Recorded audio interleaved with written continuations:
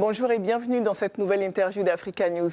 Le président américain Joe Biden a prononcé son premier discours à l'ONU il y a quelques jours. Et pour en parler, notre invitée aujourd'hui est Marissa Scott, porte-parole francophone au département d'État américain, l'équivalent d'un ministère des Affaires étrangères. Bonjour Marissa Scott. Bonjour. La plupart des questions à l'ordre du jour à l'ONU concernent l'Afrique. Pourtant, le continent est sous-représenté actuellement avec seulement 2 sièges sur 15 au Conseil de sécurité.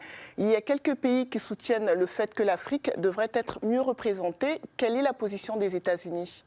Bon, c'est une très bonne question et ça exige la volonté du monde entier et bien sûr des Nations Unies. Bien sûr, c'est dans l'intérêt des États-Unis pour avoir plus de représentation au niveau des pays en Afrique.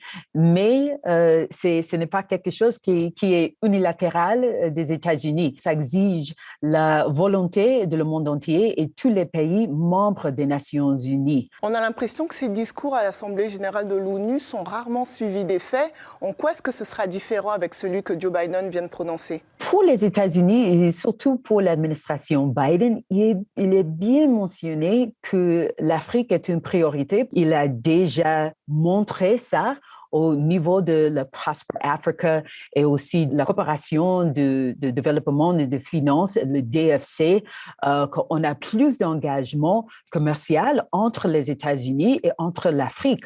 Donc, ce n'est pas quelque chose seulement de mots, c'est des actions. La majorité des vaccins anti-Covid-19 reçus par l'Afrique l'ont été à travers des dons, notamment des États-Unis qui sont le plus grand donateur de vaccins au monde. Mais plutôt que de faire des dons, pourquoi ne pas lever la barrière des brevets pour permettre aux pays pauvres de produire eux-mêmes des vaccins génériques moins chers ? La lutte contre la COVID-19, ça, c'est une priorité absolue des États-Unis. Nous construisons une coalition mondiale pour accélérer la production de vaccins et élargir l'accès aux traitements vitaux dans le monde entier. Donc, pour les brevets, c'est quelque chose donc nous parlons en coulisses avec nos partenaires, mais bien sûr, pour nous, c'est tellement important pour l'Afrique d'avoir l'opportunité de traiter les citoyens aussi. L'Afrique est la région du monde qui émet le moins de carbone, mais elle souffre quand même des conséquences du réchauffement climatique. Comment est-ce que les États-Unis comptent soutenir les initiatives africaines pour faire face aux défis climatiques ? Il y a quelques mois, en avril, le président Biden a eu le sommet de climat.